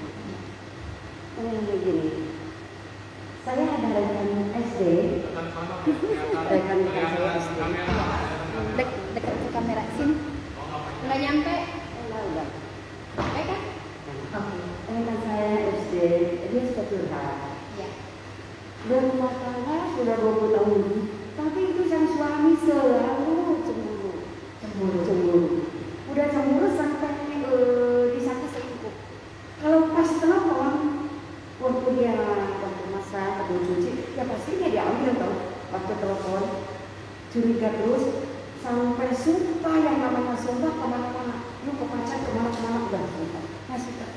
Saya tanya sama suami, oh sama kamu bisa curiga selingkuh gitu gimana? Ya perasaan saya, oh perasaan kamu jelek, kata saya begitu. Kata saya mungkin kalau memangnya dia selingkuh, enggak juga Bu, enggak genit, biasa-biasa aja. Terus sampai sekarang itu selalu sampai nangis-nangis, terus bagaimana katanya gitu. Jadi pokoknya begini, kalau suaminya telepon harus diambil. Nggak bisa itu yang namanya jauh dari telepon. Ya, udah Suaminya serumah? serumah, Bu, serumah. Pas itu sampai detik sekarang, sampai nangis-nangis, sampai sumpah gimana, sampai wah yang namanya bawaannya lupa itu udah. Yang satu saya pertanyaan Ibu, gimana cara ngatasinya Bu? Kata saya gini, kalau memang biasanya kata saya gini, cowok cewek yang namanya lagi puber pasti gini. Setidaknya ini mah nggak Bu, duduk manis di rumah, pergi kemana-mana juga berdua gitu. Mau bagaimana ada waktu seminggu, sampai anaknya juga ngomong begini, Bapak, saya kalau hanya mama tuh di rumah selalu di rumah kemana-mana. Tuh anak dua juga udah sampai ngomong begitu, masih tetap. Terima kasih Bu. Oke, yang curhat sama ibu yang istrinya ya? Yang curhat sama ibu istrinya? Ya. Yang istrinya ya? Oke. Terima kasih Ibu. Berkat pertanyaan Ibu, jadi kita semua belajar bahwa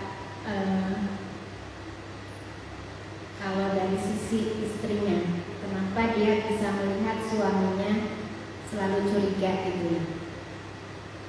Padahal dia baik, enggak neko-neko, enggak genit, enggak apa. Artinya dia tidak jujur. Jujur itu apa sih? Bukan hanya bicara yang benar, tapi jujur itu pikiran, hati harus sama dengan apa yang dibicarakan. Lalu kalau kita bercerita sama seseorang, usahakan cerita kita sama persis dengan kejadiannya.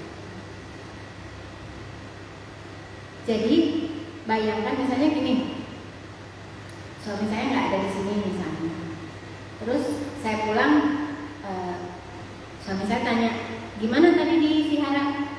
Saya akan bercerita seolah-olah dia ada di sini. Itu namanya jujur. Jadi cerita saya itu membuat imajinasi dia seakan-akan dia ada di sini. Itu namanya jujur. Ya. Waktu cerita itu ada suaminya. Waktu cerita ada suaminya. Iya. Berdua tuh nggak sendiri. Kalau sendiri, dia berdua yang mana sendiri. Itu dua-duanya. Dua-duanya. Mengaku juga suaminya. Oke. Itu mungkin pendahuluan. Artinya jujur itu. Jujur juga ketika saya menghadap ibu, pikiran, jiwa, dan batin saya menghadap ke ibu. Apakah dia juga demikian? Waktu misalnya istrinya menghadap ke suaminya, mungkin istrinya lagi mikirin anaknya. Mungkin saya nih ngadep ke ibu ya, gimana Bu? Tapi pikiran saya ke suhu. Itu namanya selingkuh.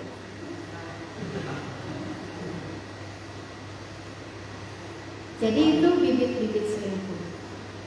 Misalnya istrinya itu bicara sama anaknya. Anaknya panggil, Mas ini ajarin dong nih belajar nih nggak bisa. Oh ya, yang mana? Ya itu. Oh, ya bentar ini papa nelfon. Terus yang mana terus? Jadi pikirannya kemana? Itulah bibit selingkuh.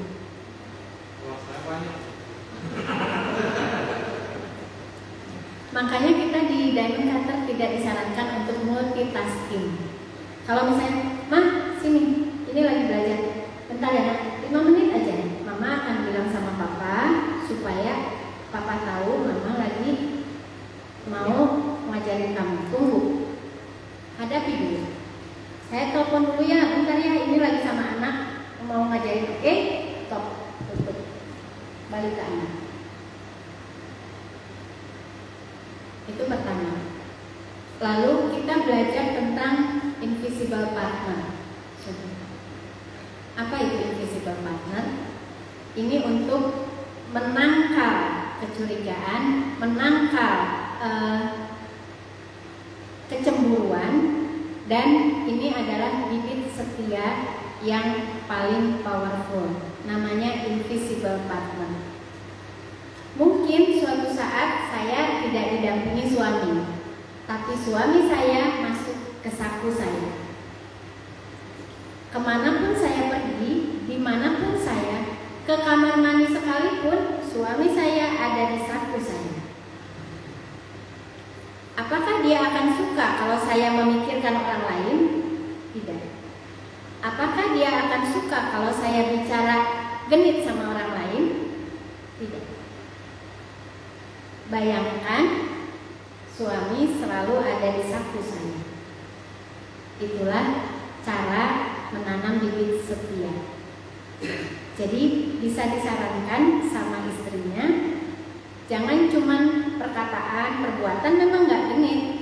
Perkataan baik-baik saja, tapi pikirannya jangan sampai mikir misalnya, memang punya lah kita cemburuan dulu, mendingan sama itu tuh yang artis itu mah kayaknya baik ya. Nah, kayaknya yang di Ikatan Cinta tuh suaminya baik banget, mau ya suami kayak gitu. Nah,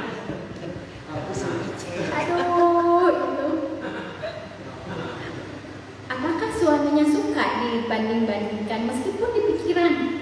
Nggak suka. Jadi itu tanam bibitnya pertama. Lalu kalau kita merasa dicemburui terus, kita merasa dikekang ya, merasa ini nggak bisa, itu nggak bisa, merasa dikurung, gitu ya. Caranya kalau malam keluar rumah lihat bintang, lihat bulan. Itu tanam bibitnya. Tarik nafas, lihat bintang, lihat bulan. Lihatlah semesta. Itu tanam bibitnya. Ketika kita merasa, kok kayak serba salah ya. Gini kebentur, ke sana kebentur, ke depan, kayaknya dikurung banget gitu, nggak bisa ngapa-ngapain. Malam keluar, lihat bulan, lihat bintang.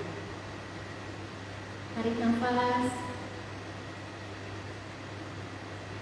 Semesta akan memberikan energi itu. Gitu ya. Jadi mulailah dengan pertama, kalau dicemburuin jangan nanam balik ya. Kalau kita nanam balik, oh ya udah dicemburuin terus, ya udah dijadiin sekalian, kan suka gitu ya. Nah itu yang sering tuh jadi ribut. Iya. Gimana tuh? Dicemburuin terus, ya udah jadiin aja sekalian, selingkuhin sekalian gitu kan. Wah, ini lingkaran samsaranya tambah gede. Ya? Aral. Nah, ini yang bahaya. Itu juga yang terjadi sama Eko 14 tahunnya. Begini dimarahin, begitu dipukul, begini dihina, kesana itu ya. Jadi aku tuh harus gimana tuh? Tapi ibu kuatnya 14 tahun. Ya mau nggak mau ini ada anak gitu ya. Kan semuanya selalu bilang tahan demi anak gitu ya. Demi anak. Itu sebenarnya menahan diri atau salah enggak? Kalau kita nahan demi anak, istilah kayak gitu gimana tuh? Nahan selama tidak menanam pikiran yang enggak, ya enggak apa-apa. Nahan kitanya ikhlas, bisa nggak? Nahan kitanya tersenyum, bisa nggak? Tapi kalau kita sadar akar masalahnya di mana, kita bisa tersenyum. Seperti misalnya ada satu praktisi kita kehilangan handphone. Kalau kita nggak tahu akarnya, aduh itu isinya data, waduh gimana ya? Terus harus beli lagi handphonenya. Cari yang nyurinya siapa? Panik, marah, gitu kan? Tapi karena kita tahu sistem ini, salah satu teman kita tahu siapa yang ambil. karena waktu ketinggalan handphone itu di toilet dan ada wanita berkerudung keluar dari toilet itu. Nggak mungkin orang lain kan? Tahu siapa yang ambil. Tapi lantas dia apa? Oh, ya sudah. Dia membutuhkan handphone saya dan saya sudah memberikan sesuatu yang dia butuhkan. Saya berbahagia. Lalu saya ingat lagi, oh, pada jam kerja saya suka telepon ibu saya. Pada jam kerja saya suka shopping ke mall sebelah. Artinya saya mencuri waktu bekerja. Kalau kita tahu akan masalahnya suhu, maka kita akan tersenyum. Dan seminggu kemudian bosnya kasih handphone baru. Kalau 14 tahun kemarin saya tahu ini, maka KDRT-nya akan berhenti. Ya. Tapi karena saya tidak tahu ini, begitu saya mengalami hal yang nggak enak dari mantan suami, maaf, lalu di sini kesel balik, di sininya marah, di sininya nggak terima, terus menyumpah. Jadi nanam lagi, nanam yang lebih banyak lagi, lebih kuat lagi. Wah, tanamannya tambah jadi hutan, tambah bahagia tuh KDRT datangnya, tambah subur. Jadi si lingkaran samsaranya tambah luar biasa, nggak berhenti. Jadi dengan ini kita stop dulu samsaranya, stop dulu itu melalui pikiran dulu. Ketika suami cemburu, ubah dulu pikirannya. Oh, dia cemburu, oke, saya mungkin cantik, dia sayang sama saya, dia cinta sama saya, makanya dia cemburu. Ya, ubah dulu suatu hal yang positif, suatu hal yang baik. Karena kalau enggak, ingat lagi, kenapa saya sampai memilih dia? Pasti ada baiknya. Ada hal yang baik yang kita stabilo, jangan yang buruk yang distabilo. Yang baik dulu distabilo.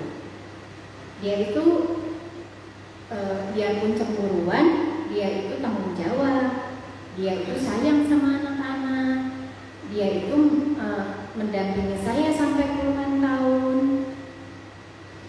Jadi cemburuannya jangan distabilo, dia akan muncul terus. Gitu Ibu ya.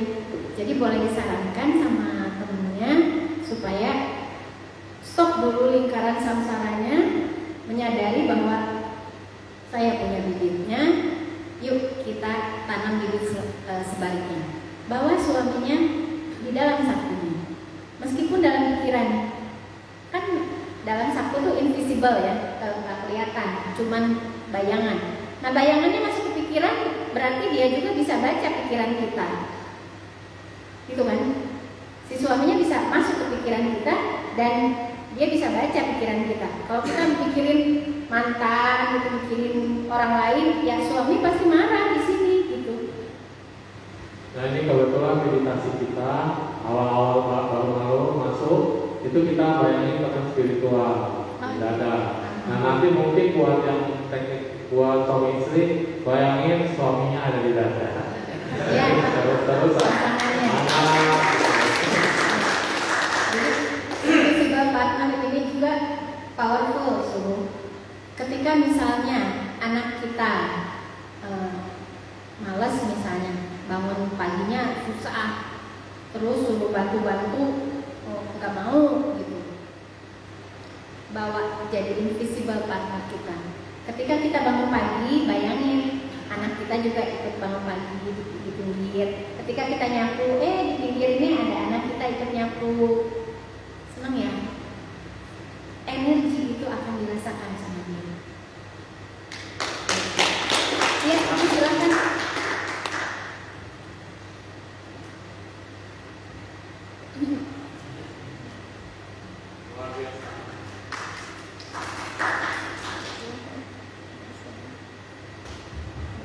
Sambil ke suara. Pertama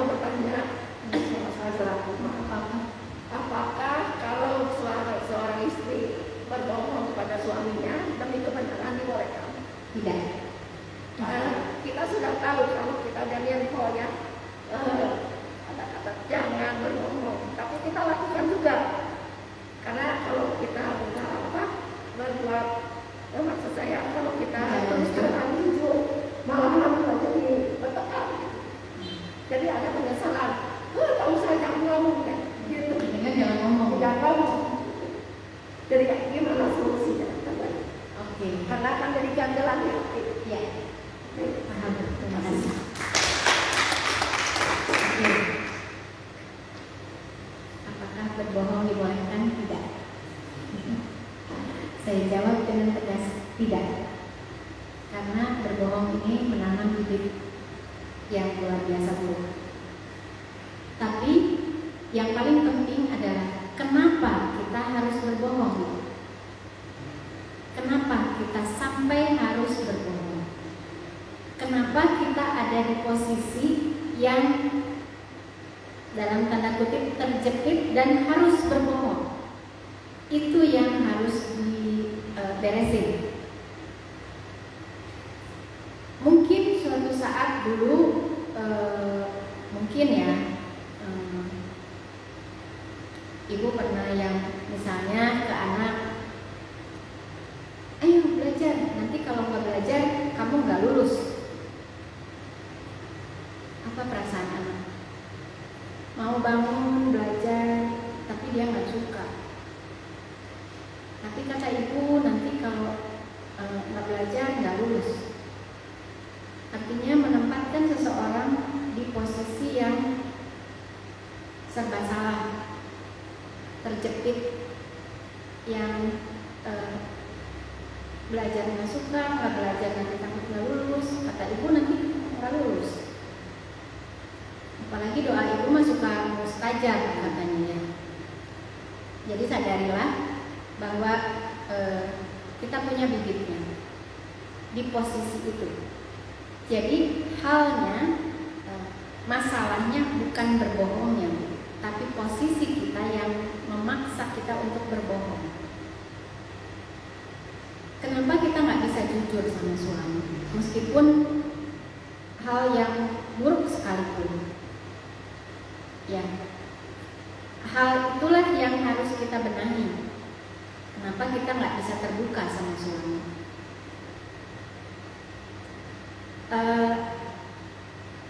Paling enggak kita pernah nanam bibitnya, kita pernah memberikan hal yang sama orang lain. Tapi kabar baiknya, mari kita tanam bibit sebaliknya. Ya, jadi ibu jangan putus asa. Ini semua bisa kita atasi. Ya, misalnya ibu mau ke supermarket. Di belakang ada orang lain, bukakan pintu untuk orang lain. Simpel ya. Jadi ibu masuk, biasanya kan masuk udah aja. Yang di belakang mau ketutup, mau basah bodoh. Ibu buka, biasanya apa pintu Alfamart apa Indomaret itu rada berat gitu ya. Buka, tahan. Ibu biarkan orang lain dulu masuk.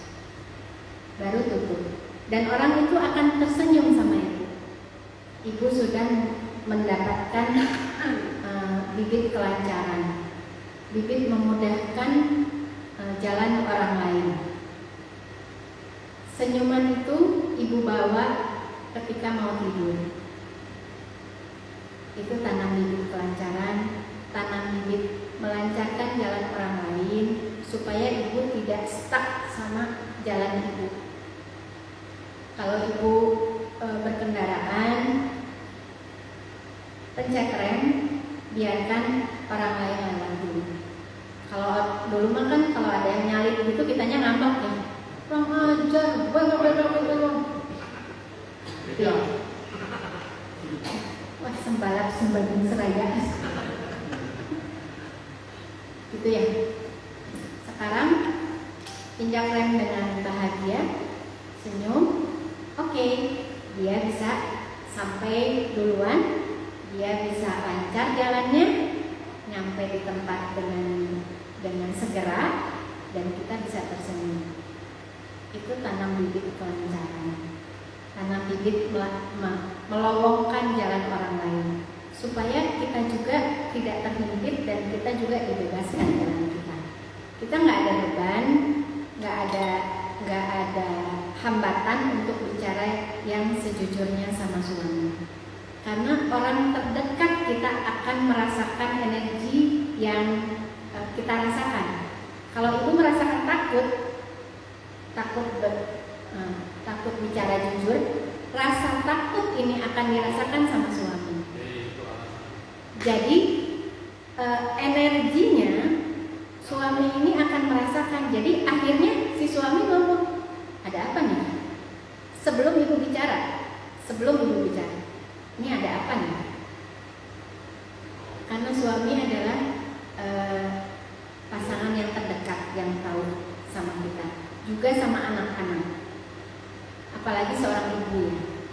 Ibu dengan anak itu diikatnya sama tali ari-ari. Meskipun tali ari-arinya sudah diputus, tapi tali itu masih ada sampai kita mati. Maka itu juga yang membuat anak saya, alhamdulillah sudah saya melihatnya normal sekali sampai sekarang, SMA kelas 3. Dan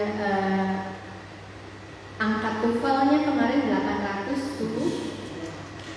Itulah seorang selebral palsi yang saya merasa bangga sama anak saya. Dan ternyata kuncinya ada di saya, ibunya. Kalau saya gelisah, kalau saya takut, sayanya galau, anak saya akan lebih galau lagi. Meskipun dia nggak ngerti kenapa. Jadi energi kita akan dirasakan oleh pasangan kita, oleh orang-orang terdekat kita. Kalau energi bapak? Energi bapak sama Pak. Nggak ada. Tapi kan yang menyumbangnya siapa Pak?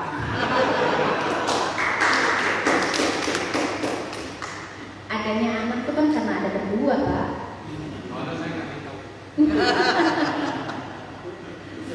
Gitu ya.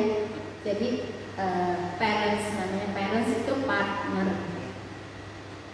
Itulah kenapa bukan hanya secara fisik, tapi secara batin, meskipun tidak ada ari-ari atau tidak ada tali yang mengikat, tapi energinya kuat sekali. Berarti dari sini bisa diambil kesimpulan energi. Jadi kita meditasi selama 7 hari ini itu sedang membangun energi yang baru. Yang tadinya tidak tahu menjadi tahu, yang tadinya nggak ada jadi ada, yang tadinya ada di dalam sudah dilepaskan. Nah sekarang pikirannya sudah positif, sudah jernih, kita kasihnya sudah di atas kepala. Apa yang Ibu Eko katakan tentang energi, saya juga buat pencerahan. Saya nggak sampai mikir ke arah orang yang terdekat dengan kita akan merasakan energi kita, karena kita mikirnya terlalu jauh, semua makhluk yang gimana dia merasa. Ternyata ketika kita berubah, ketika kita memancarkan energi, yang paling dekat dengan kita dulu yang merasakan. Luar biasa, wah pencerahan. Kita pastikan keluar semua malu, tapi lupa kita energinya diwihara bagus, pulang rumah tertanduk. Nah itu ternyata di situ itu kunci. Ya kuncinya itu, karena kita ini kayak petani. Kalau kita di Diamond Hunter, kita semua petani bibit dibilangnya. Kalau kita bicara karma itu kan Buddhis ya, maksudnya ke satu agama tertentu. Tapi saya bicara bibit. Bibit yang ditanam itu sama seperti petani pada umumnya.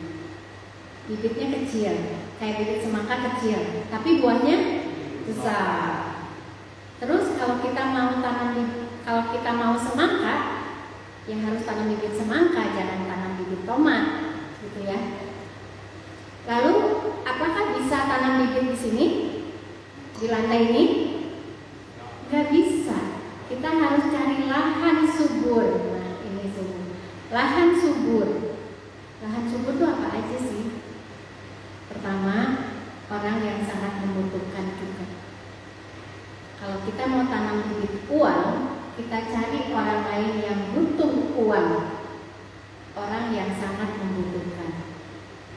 Lalu nomor 2, orang yang sangat berjasa buat kita.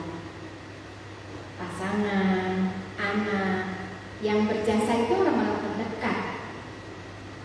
Lalu guru, terus pemuka-pemuka agama, itu adalah orang yang berjasa buat kita. Pemerintah, jangan lupa, pemerintah adalah orang yang berjasa. Kemudian ketiga adalah lembaga-lembaga yang membantu banyak orang. Rumah-rumah ibadah, panti-panti sosial, organisasi-organisasi sosial yang membantu orang banyak. Nomor 4, ini musuh kita, pesaing kita, kompetitor kita. Itu adalah lahan subur kita yang mesti kita jaga, yang mesti kita sayang. Itu adalah 4 lahan subur kita. Nah, kemarin kita meditasi pemahaman terhadap musuh-musuh kita, walaupun tadi secara virtual. Dan di Ibu Eko mengatakan bahwa musuh adalah ladang yang subur atau lahan subur. Nah, gimana Bu Eko kalau dijelaskan soal musuh? Karena yang lainnya yang paling mengerti, tapi ke musuh ini, wah, dia saingan saya, kompetitor saya, gara-gara dia, bla bla bla. Itu ya, ya itu dia. Makanya yang lahan subur nomor 4 ini penuh tantangan. Nah, kembali lagi kenapa kita sampai punya musuh? Gitu ya. Datangnya dari mana musuh kita? Tapi kita manusia. Nggak semua orang kita suka atau nggak semua orang suka sama kita. Gitu ya. Nah, kuncinya siapapun yang hadir di hadapan kita, mereka adalah malaikat kita. Yang datang nggak suka sama kita, yang datang marah-marah sama kita. Yang datang kita melihat dia musuh kita yang melihat. Bagaimana kita menyikapi ini? Beliau adalah media bibit buruk kita terbuka. Makanya kenapa musuh kita sebut juga malaikat, karena mereka jadi media untuk bibit buruk kita terbuka. Kalau bibit buruk kita terbuka, lalu hilang dan habis. Kita justru harus kasihan sama dia, karena dia menanam bibit buruk ke kita, gitu ya. Dia marah-marah sama kita. Oh, oke, bibit Eko terbuka nih bibit buruknya karena marah-marah, karena dimarahin orang, gitu ya. Tapi Eko justru malah kasihan sama dia, karena dia dengan dia marah-marah sama Eko, bibit baik dia jadi terbakar. Dia nanam bibit buruk. Harusnya kita kasihan sama dia. Itu kenapa kita harus mengasihi musuh-musuh kita. Kompetitor, tanpa kompetitor kita juga kadang-kadang nggak bisa maju. Bisnis kita juga kadang-kadang pendem aja, nggak ada kompetitor. Makanya kompetitor juga adalah malaikat yang menolong bisnis kita. Kita nggak tahu dalam pikirannya, mungkin dia juga mau bantu kita. Oh, kasihannya itu bisnis sebelah warungnya nggak jalan dalam pikiran dia. Tapi kita melihatnya sebagai kompetitor. Jadi itu yang harus dibenahi, bahwa siapapun yang hadir di hadapan kita, merekalah malaikat kita. Tersenyumlah. Gitu. Waduh, 2 jam tidak berasa. Besok kita bikin seminar besar dengan ribuan orang yang mudah-mudahan lintas agama bisa menyatukan kita menanam bibit yang baik. Karena memang kita sekarang lagi gersang ini. Butuh air yang disiram dengan baik, air yang bisa menaungi batin-batin kita yang sudah mulai banyak cemburuan, curigaan, dan segala macam. Justru ternyata bibit kita anggapnya sepele. Tanaman kita lihatnya yang udah gede doang, yang udah berbuah doang, tapi kita lupa padahal ada bibit yang ditanam di situ sehingga dia jadi pohon dan berbuah. Nah, demikian juga dengan hidup kita yang kita sudah tanam selama 7 hari ini dalam latihan meditasi. Ingat, ini adalah bibit-bibit, jangan tadi dibunuhin bibitnya. Pulang ke rumah besok-besok mati lagi tuh bibit. Tapi biarkan kita berkembang karena Anda sudah tanam di lahan yang sama. Juga dengan musuh, mulai sekarang hati kita lebih plong lagi. Jangan pernah menganggap orang lain saingan rival sebagai musuh kita, tapi anggap sebagai malaikat. Enggak gampang, tapi ya memang itu is happen gitu. Itu realnya seperti itu. Dan kalau kita sudah rasakan, maka kita sendirian akan merasakan perubahan dalam hidup kita. Orang lain bisa ketawa-tawa, tapi kita yang sakit. Kenapa? Karena kita menyakiti diri sendiri. Karena kita tidak menyayangi diri kita sendiri. Karena kita menanam bibit yang tidak baik pada diri sendiri. Ya, terima kasih kepada Ibu Ekoy atas kehadirannya pada hari ini dan luar biasa. Nangis tadi saya lihat tersentuh dalam haru. Ya, malaikat telah hadir di kita tengah-tengah. Ya, bulan suci Ramadan yang baru berakhir, merayakan kemerdekaan secara menahan hawa nafsu dari teman-teman dan saudara-saudara kita yang kaum muslimin dan muslimah. Dan kita mau memasuki Waisak, dan kemarin juga Yesus Kristus telah naik. Jadi sebetulnya bulan ini adalah bulan yang penuh berkah, dan kita bermeditasi di bulan ini adalah sungguh luar biasa, memanjatkan cinta kasih sayang. Tapi ingat, jangan yang jauh-jauh kita pikirin, tapi yang di rumah kita lupakan. Ya, terima kasih dan kita istirahat. Terima kasih Bapak ya. Ya, bapaknya mungkin bisa kenalan diri dulu.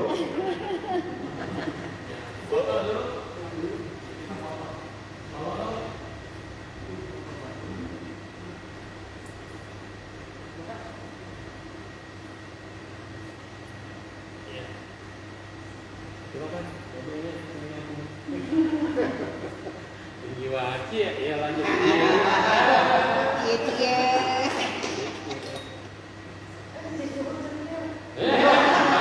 Pikirannya benar. Hati-hati. Ya, terima kasih.